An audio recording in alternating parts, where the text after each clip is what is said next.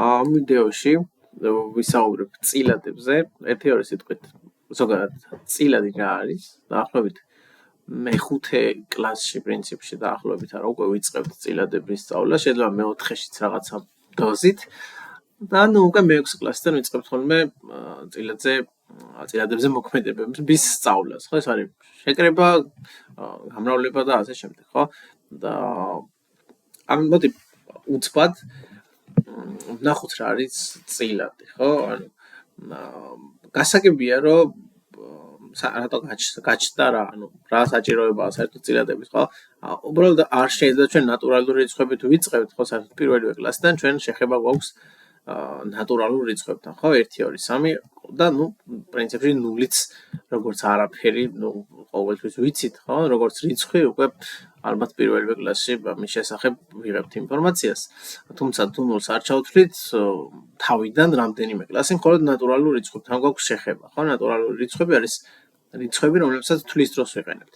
მერე უკვე მივდივართ იმ საჭიროებამდე, რომ ნატურალური რიცხვები, ან უბრალოდ მთელი რიცხვები რა ყველაფრის აღსაწერად არ არის საკმარისი, ხო? მაგალითად ესეთი მაგალითი მომყავს ხოლმე ყოველთვის ბავშვებთან, აი მე რომ ვიჩემ მეგობარს რომ უთხრა აი გუშინ დაბადების დღეზე ერთი ნაჭერი ტორტი შევჭამეთ, ხო? ამ ინფორმაციით ძალიან ისეთი ბანალური შეიძლება, მაგრამ საკმაოდ სრულყოფილად ხსნის წილადის აზრს და დანიშნულებას. ამ ინფორმაციით ბევრს ვერაფერს ვერ გაიგებს, ხო? მხოლოდ ის რომ მე ერთი ნაჭერი ტორტი შევჭამე სადღაც გვაძლევს ინფორმაციას მხოლოდ იმაზე რომ ერთი ნაჭერი შევჭამე და მორჩა, ხო? უშუალოდ რა ზომის ნაჭერი შევჭამე, თუნდაც და ჩავთვალოთ რომ აი ჩემო მეგობარმა იცის იმ ტორტის ზომა, რომელზეც მე ვესაუბრები, ხო? მხოლოდ იმით რომ ერთ ნაჭერი შევჭამე, არაფერია ნათქვამი, ხო? იმიტომ რომ ეს ნაჭერი უამრავი ზომის შეიძლება იყოს, ხო? შეიძლება ძალიან პატარებად იყოს საჭიროებები, შეიძლება დიდებად, შეიძლება შუაზე იყოს, ხო? და ნახევარ ტორტს დავარქვათ ერთი ნაჭერი. ან თლიანს თუნდაც. თუმცა მე თუ ვეტყვი მას, რომ მე შევჭამე ტორტის ერთი მერვედი ნაწილი და თუ ჩავთვალეთ ჩვენ უკვე რომ მან ტორტის ზომა იცის, აი ეს უკვე აბსოლუტურად სრულყოფილ ინფორმაციას აძლევს მას იმის შესახებ, თუ რა ზომის იყო ის ნაჭერი, რაც მე შევჭამე, ხო? ესე ძალიან მარტივად თუ შევხედავთ, ზუსტად ეგ არის წილადის დანიშნულება. წილადი გვეუბნება, წილადი რაღაცა ნაწილის ზომაზე აკეთებს აქცენტს, ხო? რაღაცა რაღაცის რაღაც ნაწილზე როცა ვსაუბრობთ, ხო? აი ჩვენი ერთი მერვედი არის 8-დან 1, ხო? შეიძლება ესე წავიკითხოთ ხოლმე, ანუ 8 ნაჭრიდან ამ შემთხვევაში ერთია ჩვენთვის მნიშვნელოვანი, ხო? აი ეს არის ტორტის ერთი მერვედი ნაწილი. და აუცილებლად უნდა ვიცოდეთ, რომ ჩვენ ვსაუბრობთ თანაბარ ნაწილებზე, ხო? ერთი მერვედი ნაწილი ნიშნავს, რომ 8 თანაბარი ნაწილია და აქედან ერთი ავიღეთ. წილადებზე უფრო მეც ვისაუბრებ სხვა ვიდეოებში, თუმცა ეს ვიდეო უბრალოდ წილადებზე მოქმედებებს ეხება.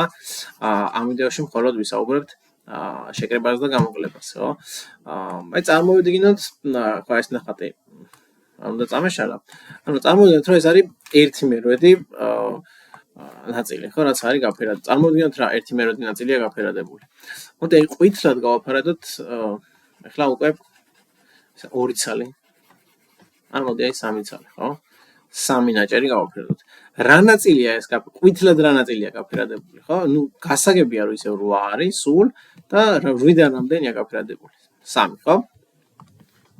და ჩვენ გვინდა აი ამ ორი წილადის შეკრება. და მოდი აი ამ გამოსახულებას დავიდანებოთ. აი აქ სულ მოდი მწვანედ გადავაფერადებ ახლა, ანუ ყვითელიც გვინდა ჩვენ და წითელიც, ხო? ორივე გვაინტერესებს, იმიტომ რომ კრებთ. რა ნაწილია გაფერადებული? 8-დან 4, ხო? თურმე აი ამათი ჯამი ყოფილა 8/4, ხო? ამის შეკვეცა შეგვიძლია კიდე და ამაზე სხვა დროს ვისაუბროთ. თუმცა აი აქ ხედავთ ჩვენ თუ რა მოხდა, ანუ მარტივად შეიძლება დავინახოთ როგორ იკრიბება წილადები, ხო? 8-იანი აშკარად გადავიდა უცვლელად და მრიცხველი ხო არ მიხსენებია ხო ქვემოთ რაც წერია მაგას ეტყობა ნიშნული ზემოთ მრიცხველი ხო აი დავწეროთ მრიცხველი და ნიშნული ხო და მრიცხველები უბრალოდ ეკრიბება შეგვიძლია ეს ჩაგვეწერა ხო ნიშნული გადადის და ზემოთ მრიცხველები იკრიბება იყო 4 მერვედი და ნუ მარტივი მისახვედრია ხო აი კიდე ერთი რო დავამატოთ ანუ კიდე ერთი მერვედი რო დავამატოთ რა იქნება უკვე 5 მერვედი ხო ანუ მრვიანი მაინც გადადის ანუ ნიშნული ყოველთვის გადადის როცა ერთნაირები და მრიცხველები იკრიბება ანუ 10 წილადიც რო შევკრიბოთ 10-ვეს მრიცხველი შეიკრიბება და ამან რაღაცა პრობლემა არ უნდა შეგვიქმნას ხოლმე ხო გამოკლების შემთხვევაშიც იგივე ხო პრინციპი თქვენთან შეგიძლიათ ნახოთ ვიზუალურად ხო ზუსტად ანალოგიური პრინციპია მაგალითად 7-15-ს თუ გვინდა რომ გამოვაკლოთ 2-15-დი აქაც ლოგიკურია ხო 15 გადადის და ნუ 7 აკლდება 2 და იქნება 5-15 ეს არ არის უკვეცი წილადი ჩვენ სხვა ვიდეოში ვისაუბრებთ ამაზე ხო ამ შემთხვევაში ეს დავტოვოთ თუმცა აი ორი სიტყვით ვიტყვი ყოველთვის ჩვენ უნდა ვიცადოთ ხოლმე არ არის მაინც და მაინც აუცილებელი როცა თქვა რაღაცა დიდი რიცხვები გვიწერია ხო წილადში მაგრამ როცა პატარა რიცხვები გვაქვს ყოველთვის უნდა ვიცადოთ შეიძლება ეს მაინც ვერიდები ხოლმე იმის თქმას რომ არ არის აუცილებელი თუმცა იმასაც ვერიდები რომ აუცილებელი ანუ რეკომენდირებული არის რომ ყოველთვის უკვე წილადამდე დავიყვანოთ ხოლმე რას ნიშნავს ეს ჩვენ ვეძებთ ისეთ რიცხვს ანუ ფიქრობთ ჯერ ერთი შეხედვით იქნებ გამოჩნდეს მრიცხველი და ნიშნული ხომ არ იყოფა რაღაცა ერთი და იგივეზე ხო 5 და 15 აშკარად ჩვენ გაყოფადობით ნიშნები ვიცით ხო 5-ზე 5-ით დაბოლოებული და 0-ით ყოველთვის 5-ზე იყოფა ხო ანუ აშკარად მრიცხველიც და ნიშნულიც 5-ზე იყოფა გავყოფთ ორივეს ზემოთ 1 დაარჩება და ქვემოთ 3 1/3 უკვე უკვეცი წილადია იმიტომ რომ ისინი ერთ რიცხვზე აღარ გაიყოფიან ხო ჩვენ 1-ზე არ ვსაუბრობთ ანუ 1-ზე ყოველთვის ნებისმიერი 2 და მეტი რიცხვი ყოველთვის გაიყოფა 1-ზე ანუ ყველა რიცხვი იყოფა საერთოდაც 1-ზე ამიტომ ეს უკვე უკვეცი წილადია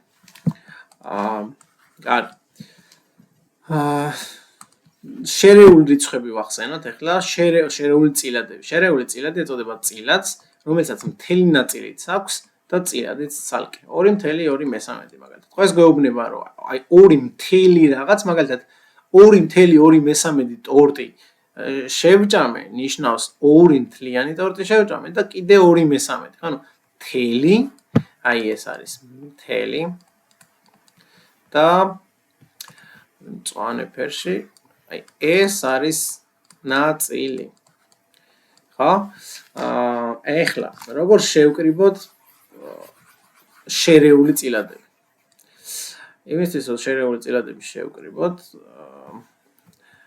პრინციპში ხო მოდი ესე იყოს და მერე ვისაუბრებ უკვე არატოლ ნიშნულიან წილადებს შერეული წილადები რო შევკრიბოთ ოღონდ ვსაუბრობ მე ისეთ შერეულ წილადებზე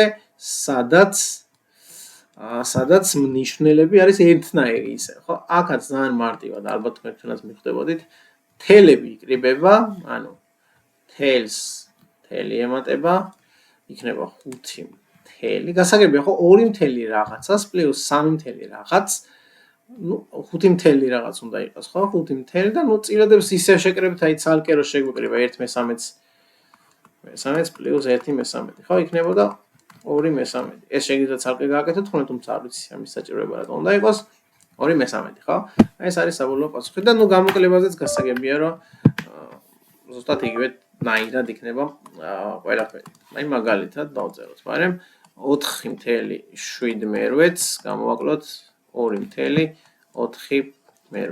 ეს უდრის 4-ს 2 გამოვაკლდება იქნება 2 ზემოთ 7-4 გამოვაკლდება 3 და ქვემოთ ნუ ისე 8 ეს არის სულ შემდეგ ვიდეოში უკვე ვისაუბრებ არატოლ ნიშნულიანი წილადების შეკრებაზე რაც ნუ გასაგებია რომ ცოტა უფრო რთული იქნება ცოტა უფრო რთულიც არა პრინციპში თუმცა უბრალოდ ეს იმდენად მარტივია რომ ამასთან შედარებით კი შეიძლება ითქვას რომ არის უფრო რთული